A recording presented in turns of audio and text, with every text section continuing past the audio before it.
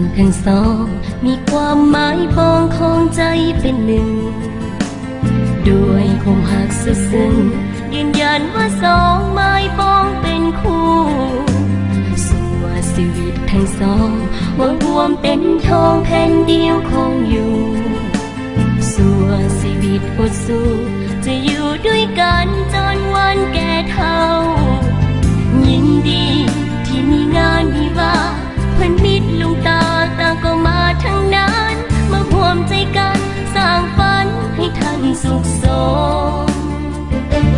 ขอให้ท่านทั้งสองจงคงหาให้ยืนยาวมันขอให้ท่านทั้งสองอย่าไปพันจนถึงวันแก่เฒ่าลงไปเงินทองเกียรติศักดิ์ศรีหรือกันเมื่อนึกสิ่งใดสมปรารถนา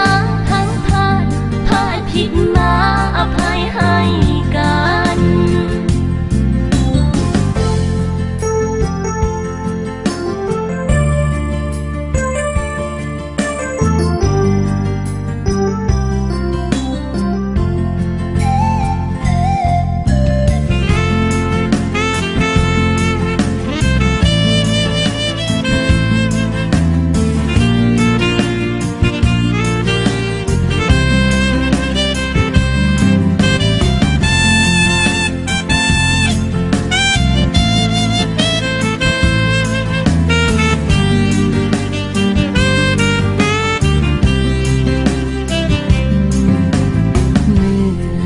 ทั้งสองมีความหมายปองของใจเป็นหนึ่งด้วยความหักสุดซึ้งยืนยันว่าสองไม้ปองเป็นคู่สู่ว่าชีวิตทั้งสองว่ารวมเป็นทองแผ่นเดียวคงอยู่สู่ว่าชีวิตอดสู้